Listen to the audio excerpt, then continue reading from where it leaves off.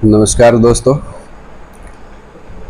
परमपिता परमात्मा के प्रैक्टिकल स्वरूप को जानने के इस महाअभियान में आगे बढ़ते हैं और आज का एक नया पॉइंट क्लियर करते हैं कि सभी धर्म वाले शिव को मानते जरूर हैं।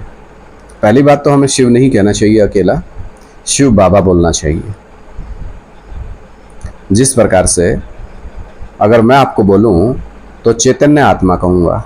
चैतन्य का मतलब बोलता चालता है। चैतन्य महाप्रभु मतलब बोलता चालता है।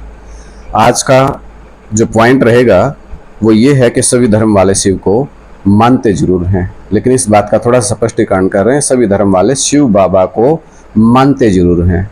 और स्पष्टीकरण करें तो शिवलिंग की पूजा पूरी दुनिया में होती है। तो सभी धर्म वाले उस प्रैक्टिकल साक्षात परमपिता परमात्मा, इस दुनिया के कंट्रोलर विश्व पिता को मानते जरूर है। जैसे मुसलमानों में भी कहा जाता है कि आदम खुदा नहीं है, लेकिन खुदा के नूर से आदम जुदा नहीं है। क्यों कहा उन्होंने ऐसा? उन्होंने ऐसा इसलिए कहा क्योंकि वो भगवान को साकार रूप में नहीं मानते, निराकार मानते हैं। उनके झंडे में आपने देखा ना, चांद और तारों की पूजा होती है, सूर्य की पूजा नहीं करते हैं।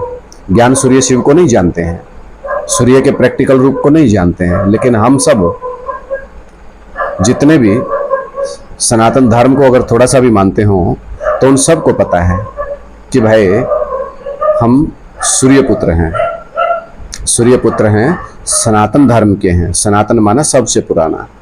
अब सनातन में और बाकी धर्मों में अंतर क्या है?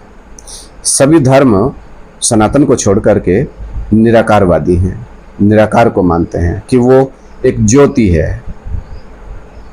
वो एक ज्योति है। क्या शिव एक ज्योति है? अगर वो एक ज्योति है तो उस ज्योति को कैसे पहचानेंगे? कहीं आग जल रही है, कहीं आग की लपटें उठ रही हैं, कहीं मोटा सा एक बल्ब या लाइट ऑन कर दी गई है? नहीं। तो ज्योति शब्द को आप ठीक से अगर समझने की कोशिश करें तो ज्योति शब्द का अर्थ है ज्ञान की ज्योति। अस्तोमा सद्गम्य, तमसोमा ज्योतिर्गम्य। क्या करिए? हम सबको अंधेरे से प्रकाश की ओर ले जाइए, ऐसा कहा जाता है। फिर बोलते हैं सच्चा तू करतार है, सबका पालनहार है। अरे जन्म जन्मांतर साकार के गुण गए आप लोगों ने। सच्चा तू करतार है, सबका पालनहार है, तेरा सबको आसरा, सुखों का भंडार है। कितने हजारों सालों से आप भक्ति कर रहे हैं तो मूर्तियों के सामने जाकर के ही तो मत्था टेक रहे हैं। और हिंदू धर्म को छोड़ करके, सनातन धर्म को छोड़ करके कई मूर्तियां हैं, सब मूर्तियों का खंडन करते हैं।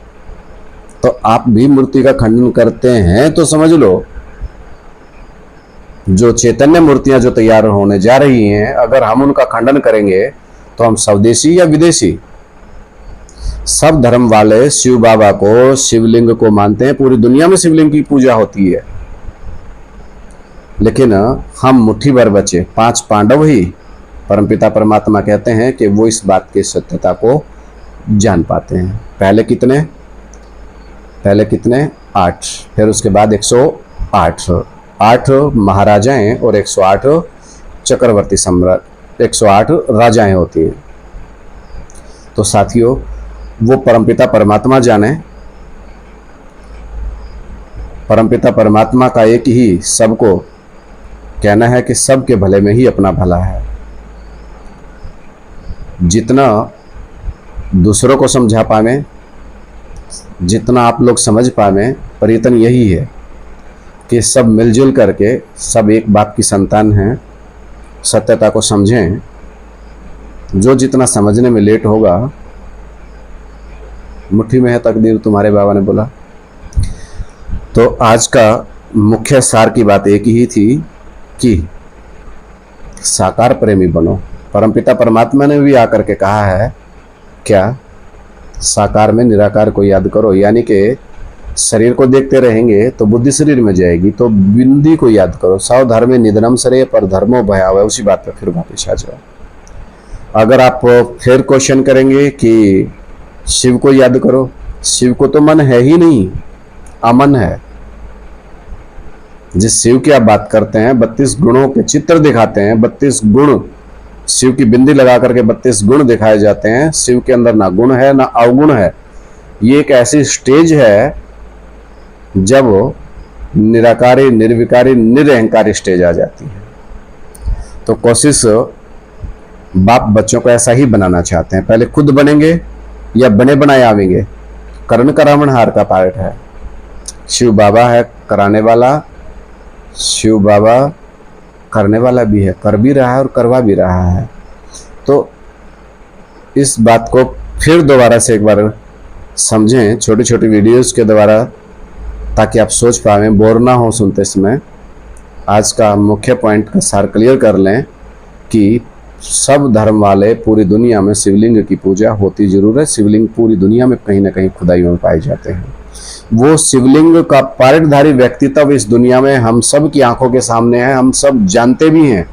और जो नहीं जानते हैं उनके लिए ये वीडियो बनाई जा रही है कि भाई आप लोग भी जान लीजिए। जो जानते हुए भी अनजाने बन रहे हैं वो अपना खुद संभालेंगे, लेकिन पूरी दुनिया उस शिवलिंग को मानती है, जानती नहीं है। तो साथियों, आप भी जानने की कोशिश करें, पहचानने की कोशिश करें। कोई आपका क्वेश्चन है, कोई प्रश्न पूछना चाहते हैं तो कमेंट बॉक्स के माध्यम से, या पर्सनली बात करना चाहते हैं तो अपना फ़ोन नंबर ज़रूर डाल दें। जय हिंद साथियों।